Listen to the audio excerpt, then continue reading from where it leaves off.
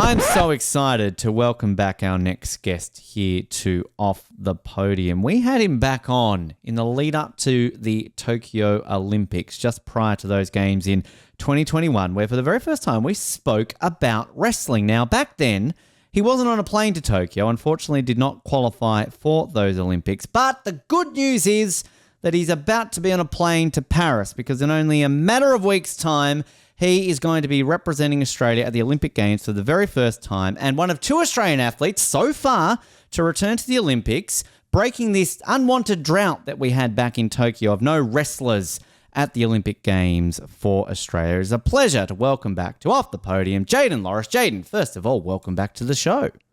Thank you. Thanks for having me. It's exciting to have you on the show, and exciting to say Jayden Lawrence Olympian. How does that sound? Have you gotten used to hearing that? Are you sick of people saying that yet? No, not yet. It's a dream come true. So, I'm loving every moment of it, to be honest. It's so exciting to kind of have you sort of complete this journey, because I re-listened to the chat that we had back in 2021 and hearing sort of your tales about how close you would come previously to London, to Tokyo. Obviously, Rio was a little bit different, but you're still in that cycle. But, I mean, through all of those heartbreaks, twice, you were so close in London twice, and then so close again in Tokyo. I mean, this just must be even extra sort of, salt on top of the cake, really. It's a very disgusting cake if it's salt on the cake, but let's go with it. I mean, all the effort to finally get there. The beauty part was this qualifier. I previously versed the countries that knocked me out last times as well. So it was a good, good stepping stones. Those times I did not make it, but this time I defeated the countries that knocked me out previously. It was a good feeling. Particularly Nigeria. Now, I remember talking to you a lot about our rivalry with Nigeria. Now, I don't really want to even attempt to pronounce the guy who you beat his name, because I'm terrible with butchering. Let's just call him Harrison, and then let's ignore the surname.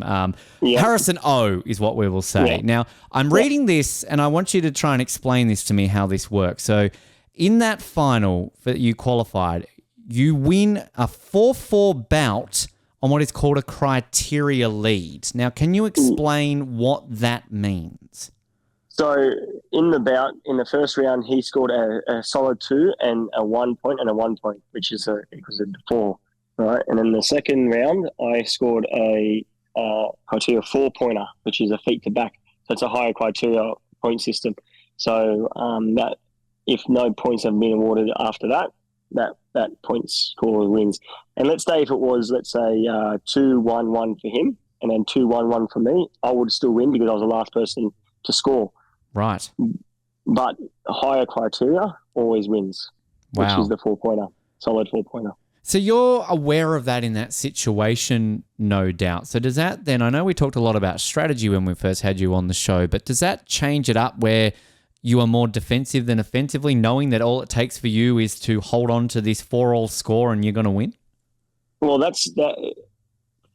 Through the match, it's quite risky because I still had 2 minutes to go in the match, and then basically it was still even. I know I was up by the criteria, but just a single point could have tipped the tables. So that's a push out of the ring, or even getting cautioned by being too passive by a referee can give you a caution and 1 point for the other person. So I just try to stay active in the bout. Didn't want to do anything silly for the other guy to catch me out or anything either. So I was playing it smart and defensively at the same time, I guess. Was it the longest 2 minutes of your life at that point? Which is strange. No, I was so composed. I was so level-headed and I wasn't freaking out. And I think that's what got me over the edge, is because the guy couldn't do anything, which was good. It must just, again, back to that point though of being so close and being in that position, particularly because, as you say, you're sort of behind in that bout. But I mean, I love the post that you put up on Instagram after you qualified, sort of talking about basically 20 years almost to the day since you had said to your dad you wanted to do this sport, to finally achieve that. I mean, after you had won and sort of realized what you had achieved, I mean, kind of, What's the first thing you do at that point? You ring your dad? Do you go to your coach, or do you get a beer? Like, what do you do? Yeah, well, even beforehand, I was just thinking about those moments, and that's why I posted that. Is before that match, all I could think of is me going to ask my dad about, can I wrestle, and it just stuck with me in the match, and just how long what I've gone through, and all the injuries and surgeries, and it kind of pushed me over the line. There's more determination per se, and it was basically to get my head right. Was thinking about all those things that I've gone through my career.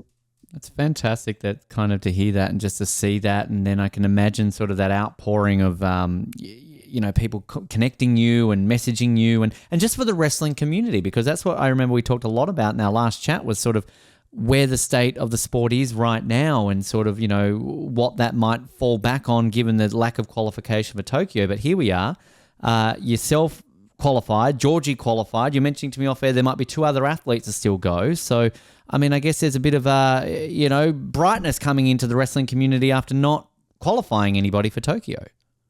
Yeah, it was really good to see Georgie qualify as well. And Tom just missed out on the qualifying, and he's obviously trying to qualify through Turkey, which is world qualifier, which is hard to do, but it's very possible. Because I did the same thing in 2012 when I got quite close to that world qualification. But in saying that, it's good to see that we have people in this time. Very good. We'll be able to cheer along and see it there. So I will clarify, this is obviously the 86 kilo category, which is formerly known as a middleweight. And I was trying to do my research here, Jayden, in terms of our history in this. I see you're the first Australian to be in this category at the Olympics since Sandeep Kumar back in Beijing in 2008. So not only is this drought broken in terms of no wrestlers for Australia since 2016 in Rio, for this weight division, you've got to go back a further 8 years besides that. So now that it's done, you're qualified. You're obviously going to have some more events, I'm assuming, between now, the time of recording this, and Paris. But sort of what do you do now? What is it? Just simple case training, compete, and just aim for the best you can do at the Olympics? So me, Georgie, and our coach are going to Kazakhstan to prepare. We've also got 2 competitions to go, like let's say, prepare ourselves for Paris. And that one of them's in Spain. I forgot where the other one is, because the coach just put it out there just recently. But so we're going to be training quite hard over in Kazakhstan, going up in the mountains and doing some altitude training as well, which would be good. Yeah. Not something you often hear a lot of people saying. What are you doing this next month? It's going to Kazakhstan, hang in the mountains. Not a common tourist destination for many Australians usually. Yeah. Have you been to Kazakhstan before? No, I haven't. Couple of the guys did camp there before the trials, before the African Oceania trials, but I was unable to because my son was a bit ill, so I had to stay behind. But this time, I can't wait to go.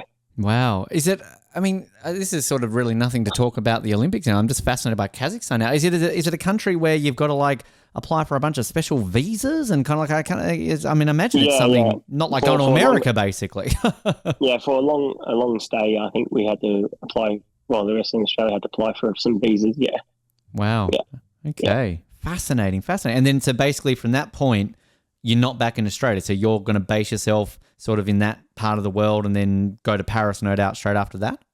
Yeah. So straight after Kazakhstan and some of the competitions, we'll go to Paris, yeah. Wow.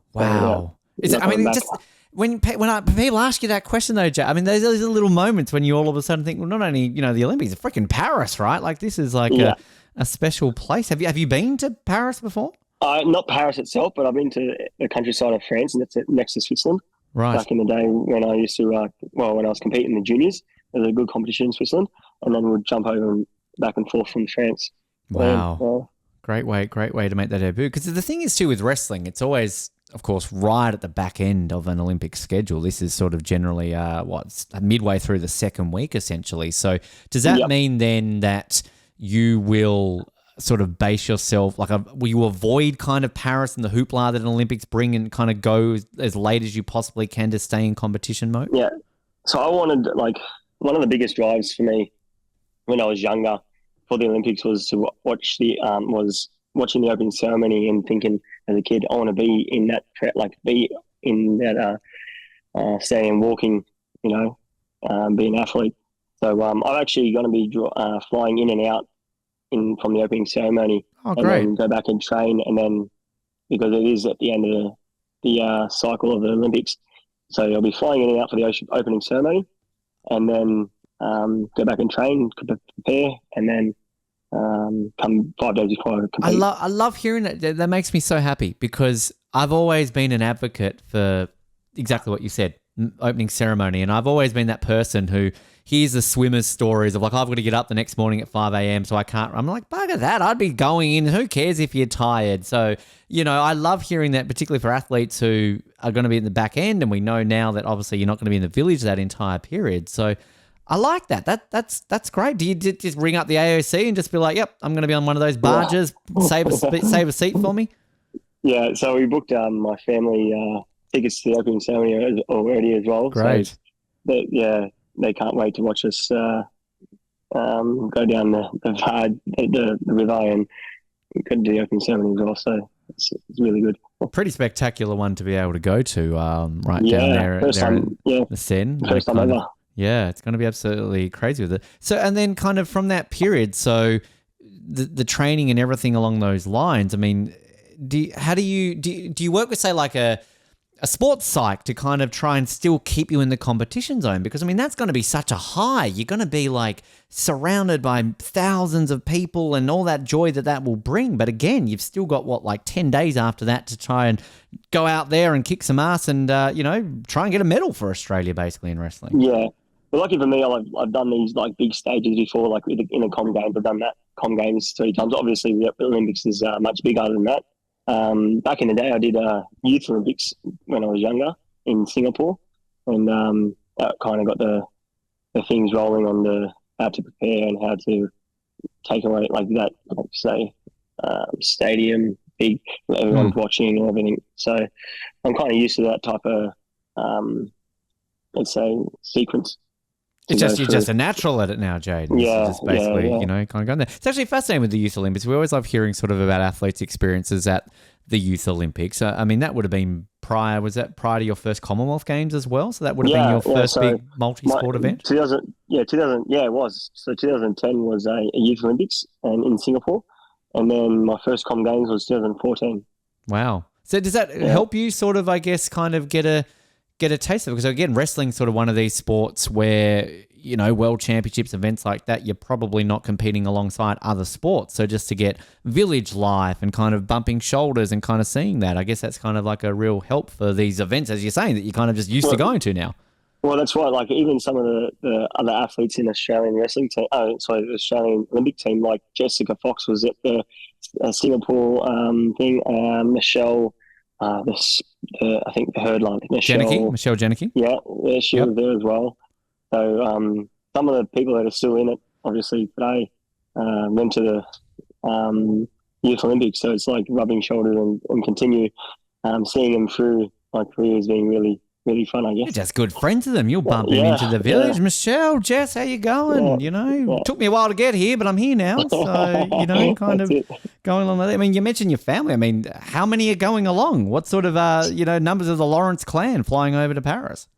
Yeah, so my mum and dad are going to be going over later, but my missus and my 2 kids are going to be going to watch the opening ceremony and then going to see a few events while they're over there as well. Fantastic. And are there plans sort of here in Australia, sort of amongst the wrestling community to have like live watch-alongs? Like have you worked out what time you're going to be like fighting back here in Australia in the wee hours of the morning, no doubt? I'm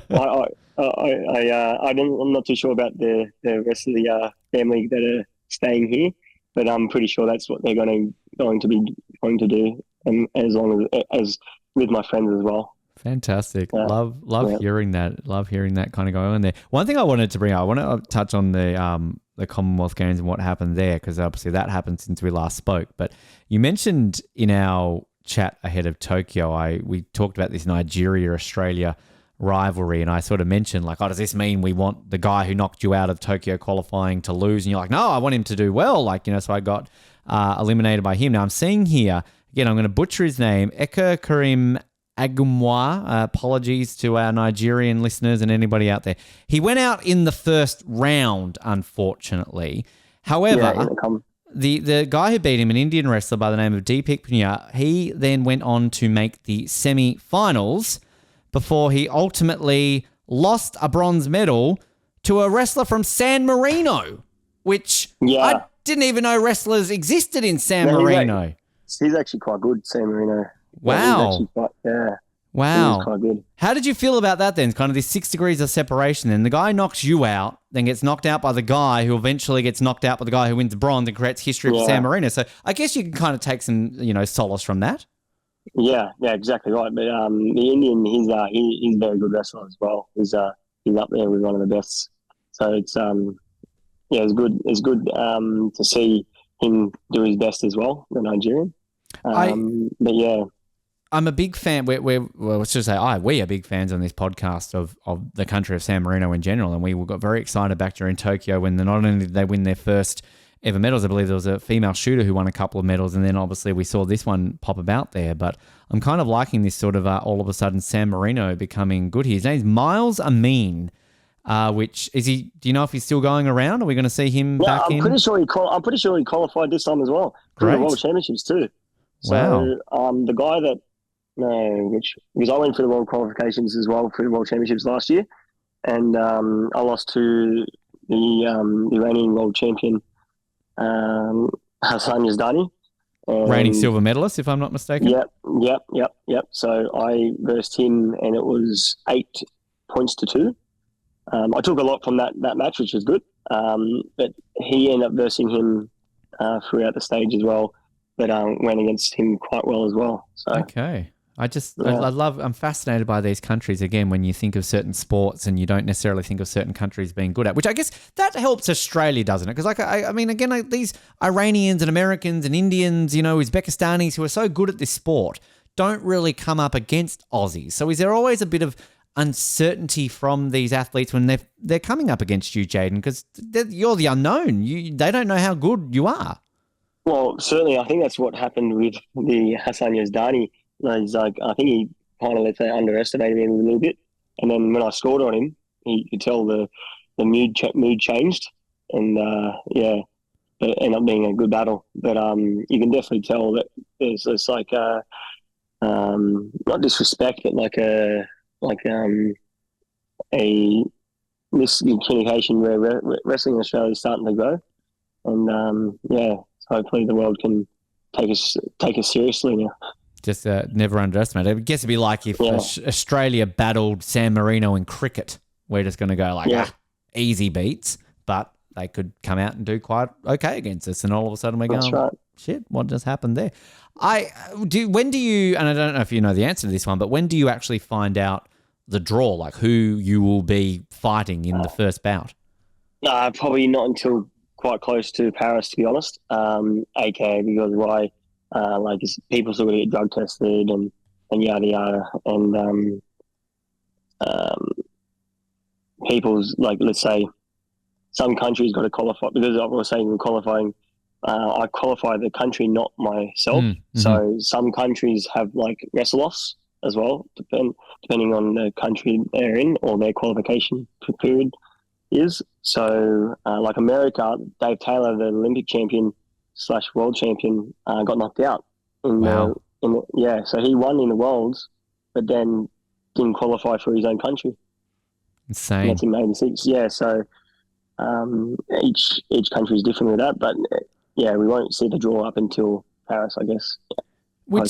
Is it a case for you though, Jayden, that it's just go into it with no fear? Because you might get drawn against your Iranian friend, the San Marino, you might get drawn against somebody you've never battled before. I guess do you just go in completely open-minded, ready for anything, essentially, when that draw comes about?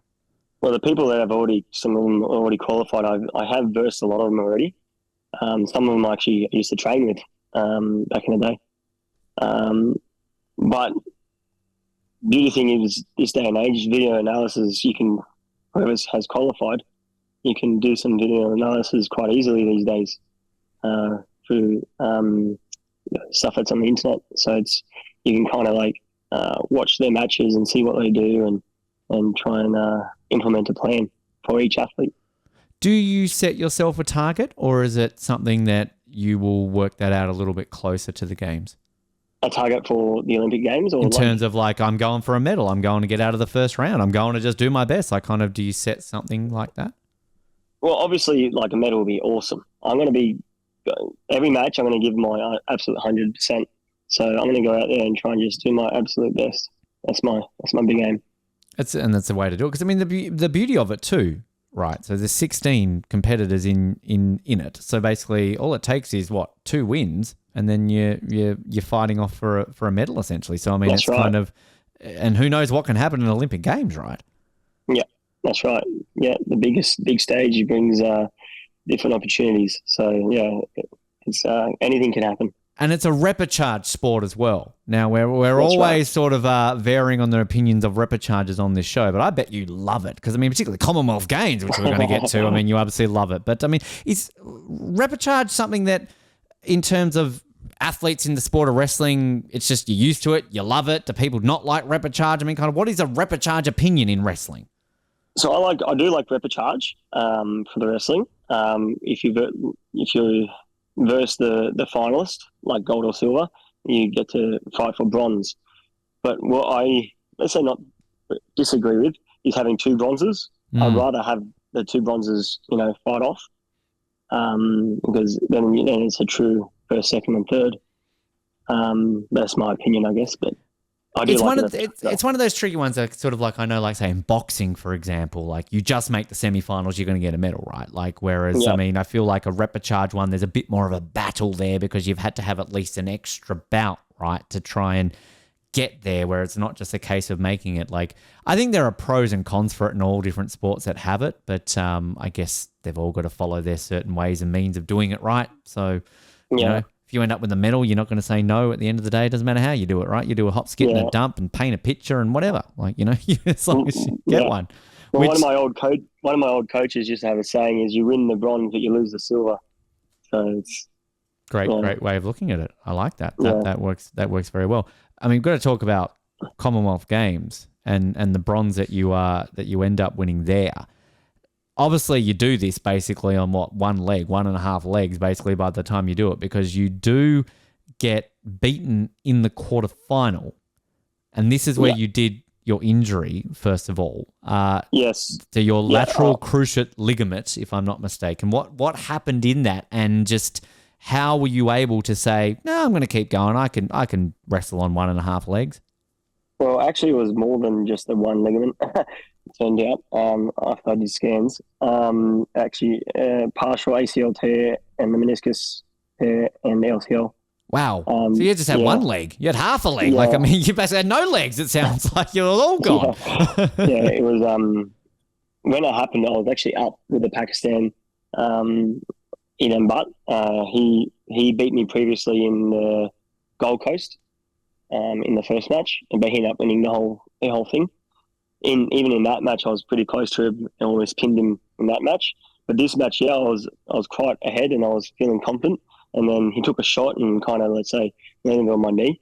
And there was a few pops there. And after that, that's when everything went downhill a little bit in that match. So he ended up coming back from that and winning that match. But then as soon as that match was over, I couldn't walk too well at all. Like I had to get carried up and down the stairs because it was up in a stadium where you had to climb the stairs up from the training room to the podium, and I couldn't even climb it, so I had to get my coach to carry me up and down the stairs. But then I had 2 more matches after that. I had one against a Scottish guy, and then later in the afternoon I had the South African fighter and wrestled him for the bronze.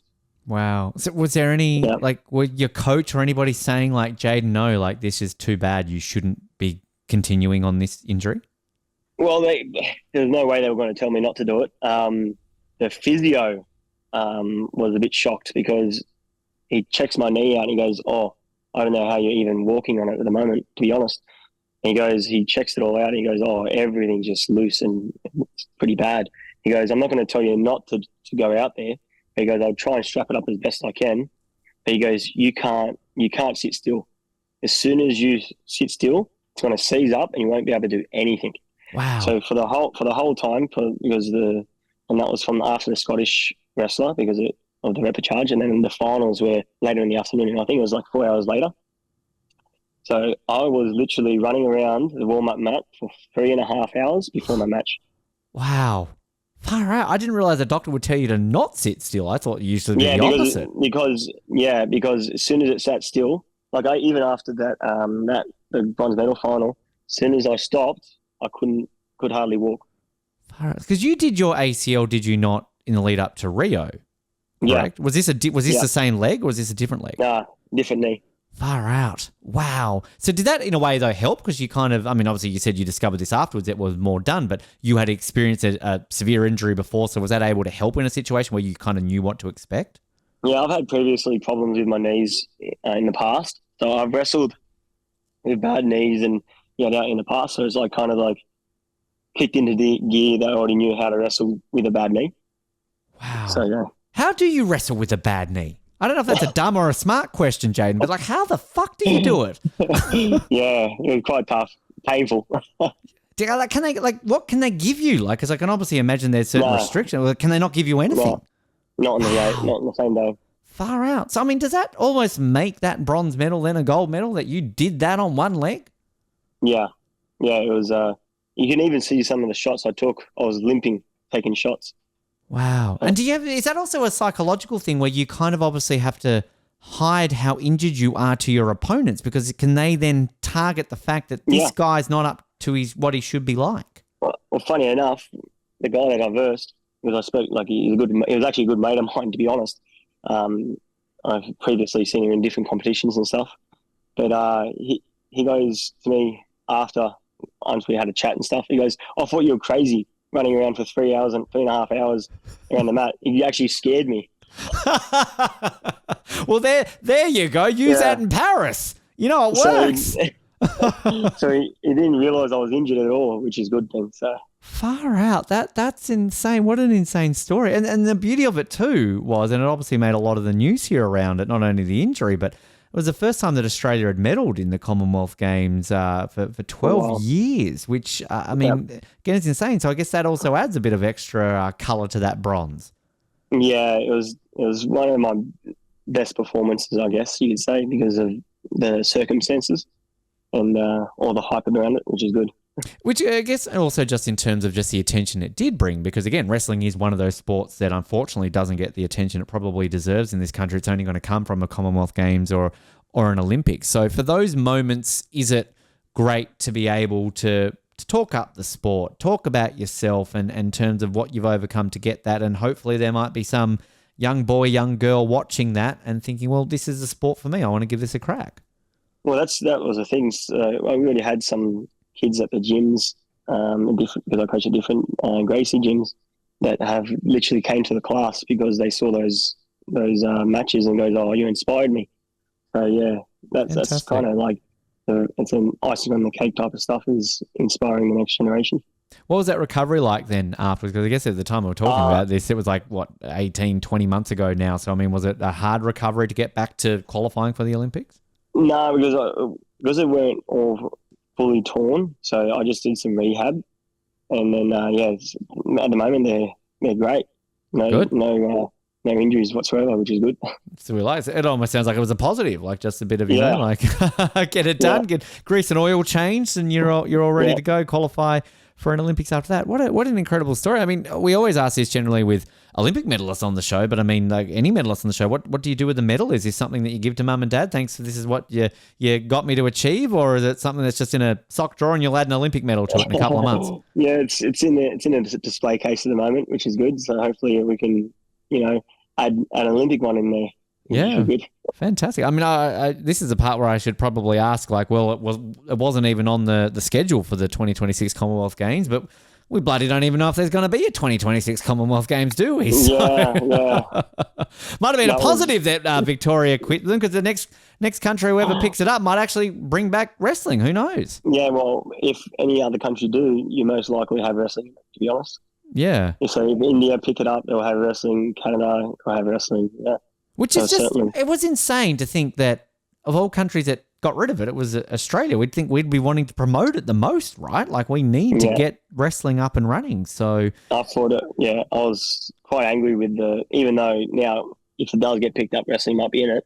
I was quite angry because now, like, the rest of the world thinks, Australia's, not like dogs, but like the other countries think, the Australians wrecked the Commonwealth Games kind of thing. So it kind of gave us a bit kind of bad reputation a little bit.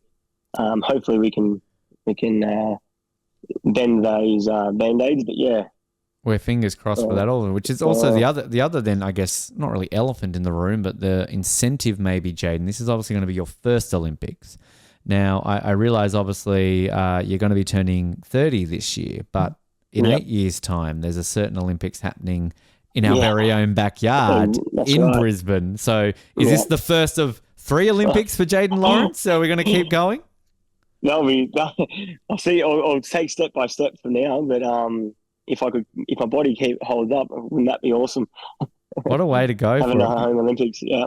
Yeah, because is it a sport where, like, are you at your peak age right now for a wrestler, or is that still to come? Like, is this a sport where you can keep going into your 30s?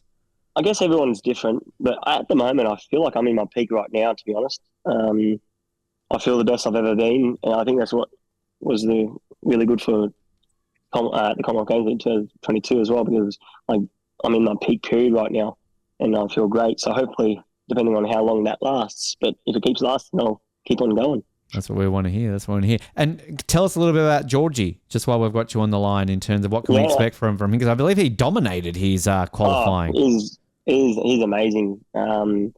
He's one of the most talented athletes we have in Australia for sure. I'm so glad he's on our team. But he's going to do really, really well in Paris. Really Good to hear. Now, we're obviously recording this at the beginning of May. Probably by the time we release this, the qualifying for the other spots probably would have happened. But our other potential athletes you mentioned, so we've obviously potentially got a couple more Aussie athletes that we could be watching wrestling. Tell us a bit about them. Yeah, we've got Nachi and Tom Barnes. So Tom Barnes was also the other bronze medalist from the Commonwealth Games. He's trying to qualify through the world last chance qualifiers in Turkey. So Nachi, and it is a tough competition. I've done that before, and I've gotten close once in the Worlds, but it is a next step up now because before there's been 2 world last chance qualifiers, now there's only 1.